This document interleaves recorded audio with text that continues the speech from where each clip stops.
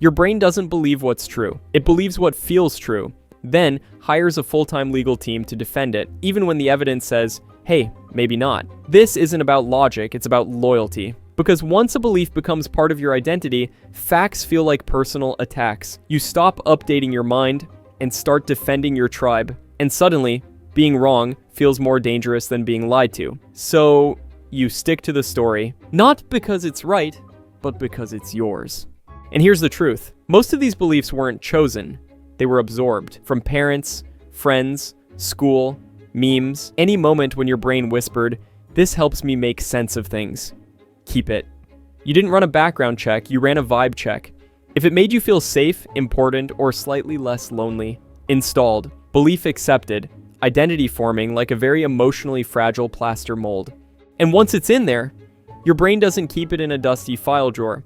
It wraps it, mounts it on the wall, and dares anyone to question it. Because questioning one belief is like tugging the magician's sleeve. You risk revealing the whole trick with string and mirrors. So what happens when reality doesn't match your internal story? Simple. Your brain makes reality the villain. You'll downplay facts, cherry-pick friends, read the same headline 8 different ways until it agrees with you. Because your brain doesn't want accuracy. It wants consistency. And that's when belief stops being a thought and starts being a reflex. The kind you defend, not because it's right, but because it's yours. So why does your brain cling to old beliefs like it's trying to win custody in a messy emotional divorce? Because the way beliefs form is sneaky. First, dopamine. Every time you hear something that matches your worldview, tiny hit, like your brain's nodding along saying, yes, king. It rewards repetition, not accuracy. That's why lies, repeated enough, don't feel wrong. They feel familiar, and familiar feels safe. So even a false belief repeated over time can start to feel like truth dipped in comfort sauce. But wait, what happens when a new fact dares to crash that comfy little reality nest? Cognitive dissonance, aka your brain going, hold up.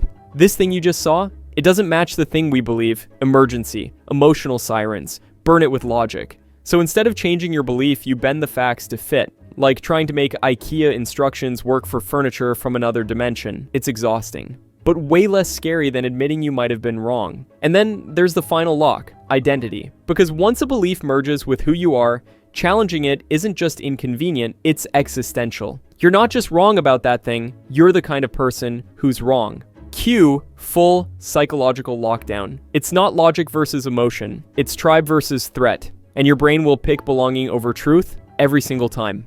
But here's the twist. Your strongest beliefs, they're not your clearest thoughts. They're your most adaptive stories. The ones that helped you feel safe, seen, or in control, even if they weren't exactly factual. Because deep down, your brain isn't trying to be right.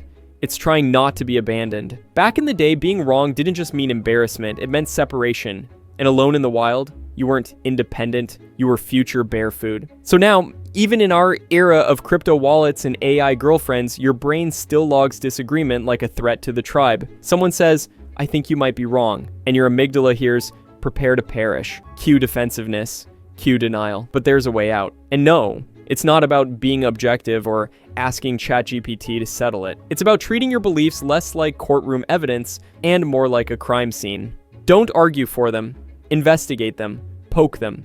Check for fingerprints and false leads. Because if you keep defending every belief like it's sacred, you'll never notice when one's actually outdated.